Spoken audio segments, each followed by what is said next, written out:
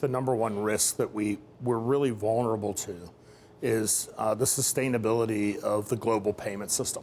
And I choose the word sustainability over the word vulnerability because the real key here is keeping the global payment system running.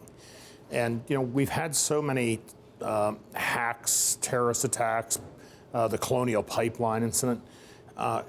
It would appear to me that we are extremely vulnerable to having an attack against the payment system of the financial markets, and not just here in the United States, but in Europe. And so, what I'm really talking about is things like the Fed wire, where all the bank's money, clears through. But then also something like the Depository Trust Corporation, the DCC, SWIFT, Euroclear. I mean, I can just keep going on and on and on. And if there was a synchronized attack, we would essentially bring the global financial markets to its knees. And probably the first response would be that securities prices would crash. And the second issue would be that we would probably have to close all the exchanges and in the world potentially in order to figure out how we restore the global payment system. The thing that bothers me about something like the global payment system is I don't think anyone's focused on it. And this really takes a high degree of international cooperation.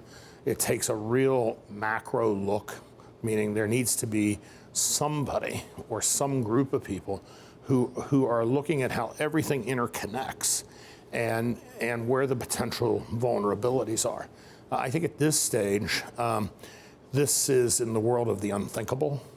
And so therefore, I've used this phrase before, there's a cognitive dissonance around it, which is to talk about this idea, the consequences are so dire that immediately people just sort of move on to say, well, that'll never happen, right? And so it's, I think there's a real vulnerability to the markets in general, but even to the existence of capitalism if the payment system were to be suddenly disrupted. Now, what likelihood do you see of some sort of damaging attack on the global payment system and the U.S. payment system in particular? Right.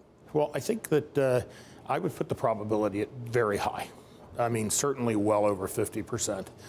And the reason that I put it so high is, one, is nobody seems focused on it. And two, for someone who's sitting out there thinking that they want to disrupt our economy, this is the most logical choke point in the economy. So, I got accused when talking about this once that I'm actually alerting terrorists and other governments on how to attack us.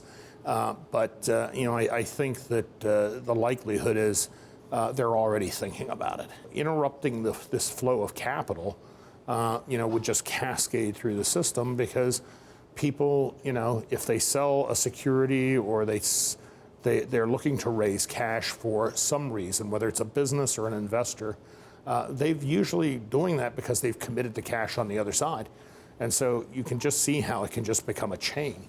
We need an international cooperation to begin to assess the risk and figure out how, one, in the short run, we can harden the system that exists, and two, in the long run, modernizing it. Delivery versus payment, which is the standard way that we've delivered securities for 100 years, is sort of, in an age like ours, kind of ridiculous.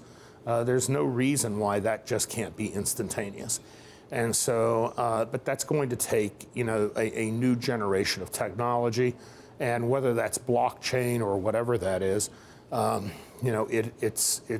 it needs to be modernized.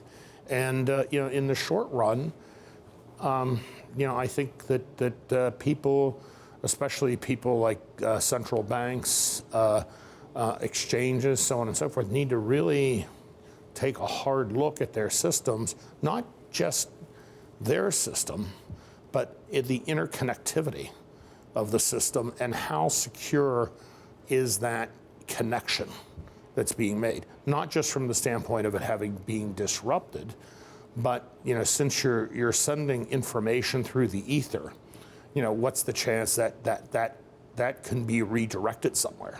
Are you saying that we don't have a financial system that's built for our modern era? Exactly. We're living off of an antiquated system that was a hodgepodge of things that got put together.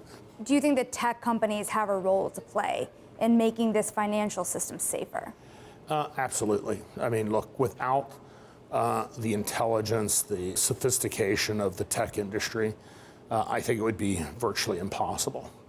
But, that's the history of the United States, right? I mean, the aircraft companies that developed, sophisticated new planes and bombers in the Second World War, it was all done by the private sector.